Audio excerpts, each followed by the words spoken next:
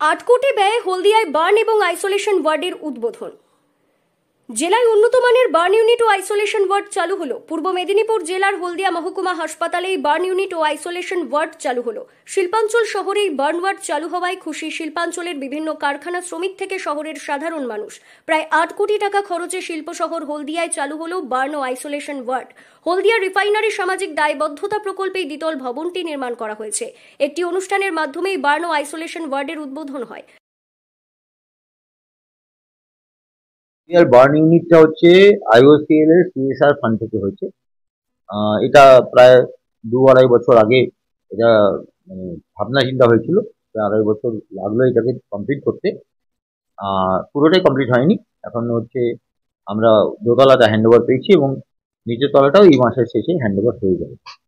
হয়ে গেলে তারপরে সেই ইউনিটটাকে আমরা বিগত বছরগুলিতে মূলত হলদিয়ায় বিভিন্ন অগ্নিকাণ্ডের ঘটনায় দেখা গেছে অগ্নিদগ্ধ রোগীকে গ্রিন করিডোর করে কলকাতা নিয়ে যেতে হয়েছিল, ফলে দীর্ঘ সময় লেগে যায়। তা থেকে নিস্তার পেতে হলদিয়া রিফাইনারির তরফ থেকে উদ্যোগ নেওয়া হয়। হলদিয়া মহকুমা হাসপাতালেই বার্ন ইউনিট ও আইসোলেশন ওয়ার্ড তৈরি হয়। তবে মহকুমা হাসপাতালে নতুন ভবন তৈরি না হওয়া পর্যন্ত এই বার্ন ইউনিটটিকে জরুরি ও পর্যবেক্ষণ বিভাগে হিসেবে ব্যবহার করা হবে বলে স্বাস্থ্য দপ্তর সূত্রের খবর। বার্ন ও আইসোলেশন ওয়ার্ড উদ্বোধনী অনুষ্ঠানে উপস্থিত ছিলেন জেলার মুখ্য স্বাস্থ্য আধিকারিক ও ইন্ডিয়ান অয়েল হলদিয়া রিফাইনারির কর্তা ব্যক্তিরা।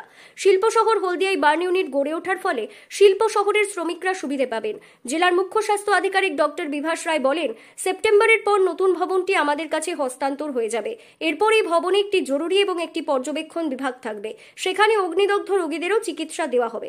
এতদিন শিল্প শহরের কোনো কারখানায় অগ্নিসংযোগের ঘটনা ঘটলে Tamralipta government medical college and হাসপাতাল বা কলকাতায় স্থানান্তরিত করা হতো। অগ্নিদগ্ধ হয়ে যাওয়া রোগী চিকিৎসা শুরু হতো দেরিতে।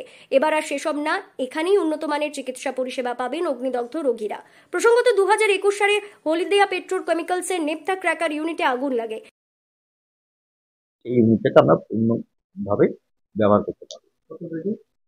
ওটা 30 বেডের আছে। এখন কতগুলো চালু হলো?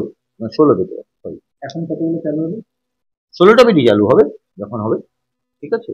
তবে আমাদের এখন যেহেতু হলদিয়া হাসপাতাল যেটা আছে, সেই হাসপাতালটা যেহেতু একদম ভেঙে পড়ে আছে, মানে ওটা কন্ডেমড হয়ে গেছে বলে সেই সময় ওই বিধ্বংসী অগ্নিকাণ্ডে আহতদের গ্রিন করিডোর করে দ্রুত কলকাতা স্থানান্তরিত করা হয়েছিল, কারণ শিল্প শহরে উন্নত মানের বার্ন ও আইসোলেশন ওয়ার্ড ছিল না। তারপরে শিল্প শহরে বার্ন ও আইসোলেশন পার করে তুলতে উদ্যোগ নেয় জেলা স্বাস্থ্য দপ্তর। এগিয়ে আসে রাষ্ট্রায়ত্ত সংস্থা ইন্ডিয়ান অয়েল কর্পোরেশন। তাদের সামাজিক দায়বদ্ধতার প্রকল্প থেকে বার্ন ও আইসোলেশন ওয়ার্ড তৈরি হলো। পূর্ব মেদিনীপুর জেলার হলদিয়া থেকে সৈকত সিংয়ের রিপোর্ট, লোকাল 18 বাংলা।